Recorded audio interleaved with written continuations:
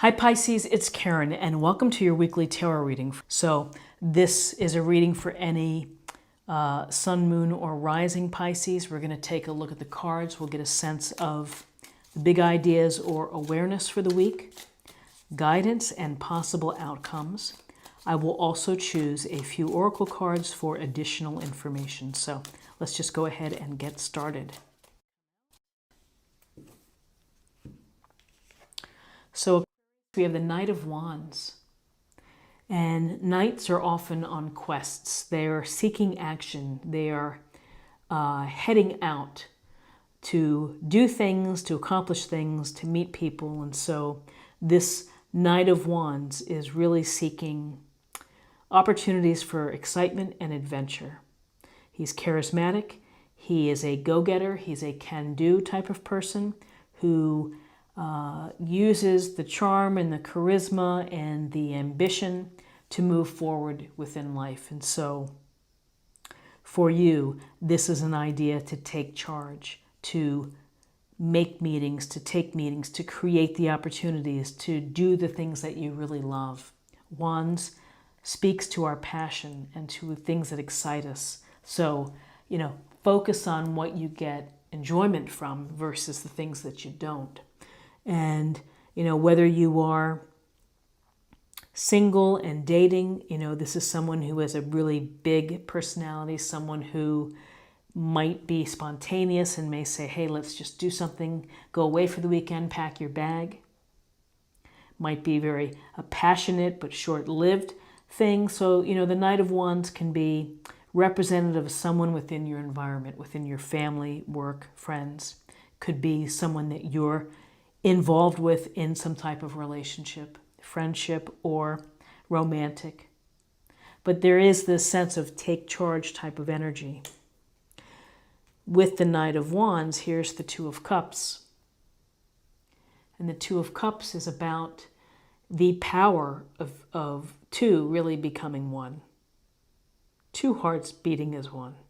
Because this is the very deep and emotionally satisfying relationship. It's the one where you count on, where you feel that there's balance, where you guys understand each other, there's harmony, there's cooperation, there's a sense of equality, and there's a sense of depth that this could be a soulmate. This could be someone who is significant within your life and could lead to marriage, commitment, whatever it may be. There's the possibility here for something very meaningful and transformative.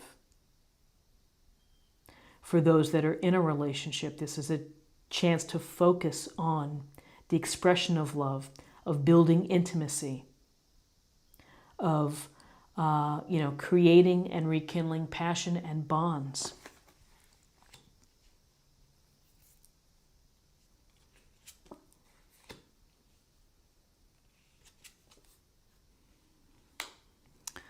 Okay, so we have the Sun. The Sun, a beautiful, beautiful card, a positive message, a fantastic message, which is the Sun is our life force. It brings brilliance into our lives and life and high energy, excitement, this sense of carefree, perhaps the carefree joy of being outside, of feeling the warmth.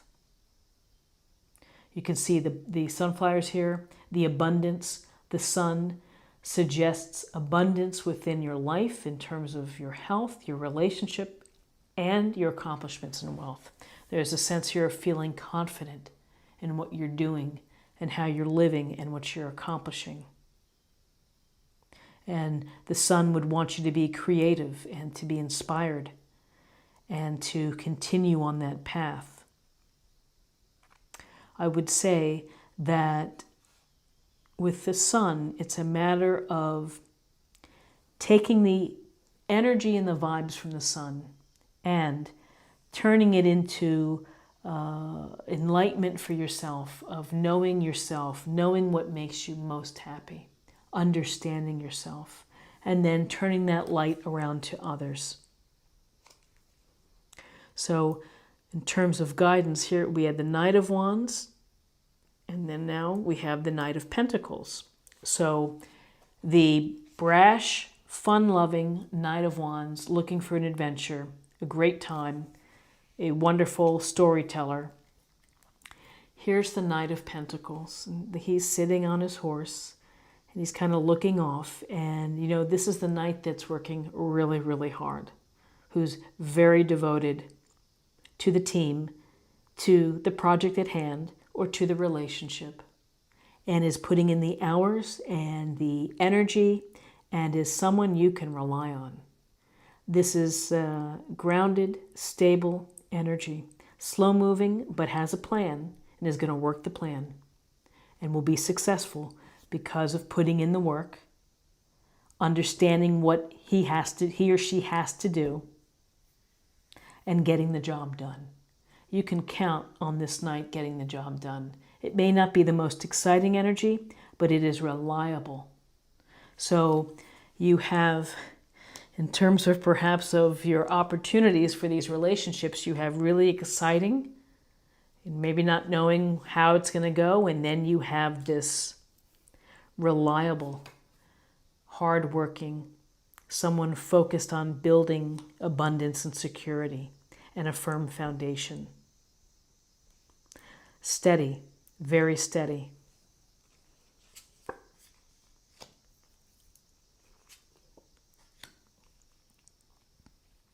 Okay, so then we have the King of Swords. And the King of Swords is the master of sword energy, with which this air energy, the art of thinking, the art of analysis, of reason, of looking at facts and information to make your decisions, to be objective. So perhaps the king is coming through to say, you need to cut through all the nonsense. You need to focus on what you know. You need to focus on the facts at hand as you are making decisions about, if this is about a relationship, of people that you are seeing. You know, make an informed decision and rely perhaps on actions versus the emotional, someone telling you what you want to hear versus someone actually doing it. The King of Swords, it's about clarity, communication, and cutting through the nonsense, the BS. So in terms of your decision-making process for the week, and whatever this is for you, if this is relating to a relationship, if it's relating to work relationships, or to your hopes and dreams, there's a sense here of analysis and clear thinking based on what you know and what you see. And then we have the major arcana card, the Wheel of Fortune. And the Wheel of Fortune is telling us that life is spinning, spinning, spinning. Things are either moving quickly for you, and all of a sudden, you know, your life could change. These random events fly in and fly out. It's a matter of how you respond to them. And sometimes when I see the Wheel of Fortune, and if you're having to make a decision, you might just delay until you really know your information, until you really know what you have to do. And for others, it's this sense of either, you know, people like to say this is the karma card and that the universe is spinning us and that's where we're headed, but there is a sense of will, free will as well. The universe is certainly pointing us in the right direction, but ultimately it's how we react and how we deal with these changes. So I think the thing to think about is that change could be coming to you this week. A fortunate change, a positive change for you. Simply, I would say between the sun and the wheel here, positive changes perhaps with respect to your relationships. And the Two of Cups, the potential here for a very strong, transformative, loving union.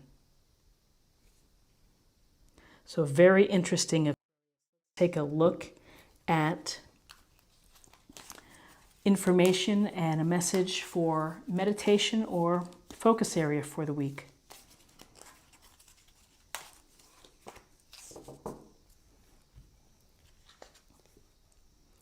The Lady of Lightning, surprises, sometimes shock, total paradigm shift.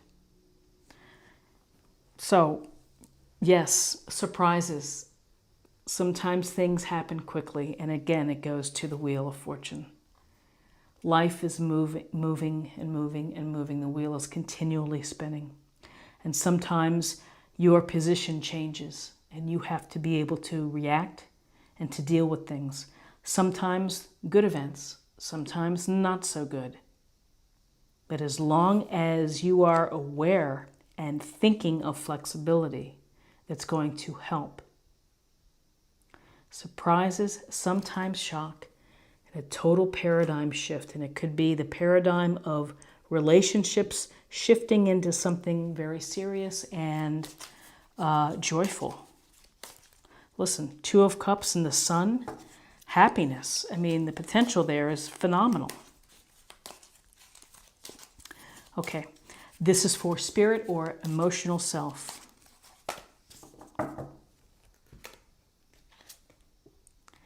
Let your past go. The burden of carting your past around has made you weary. Dear one, it's time to set this burden down. Keep only the lessons and the love and leave everything else behind. You don't want it or need it, and it's now gone. Let's see if I can get that so you can see that. So, yeah, in order to have these really deep and meaningful relationships, you can't be thinking about someone from your past. You have to be present. You have to be in the now with them. And I like the word carting your past around. It is exhausting. Let it go. Let it go and see what the present and the future bring. And now let's choose a card for love.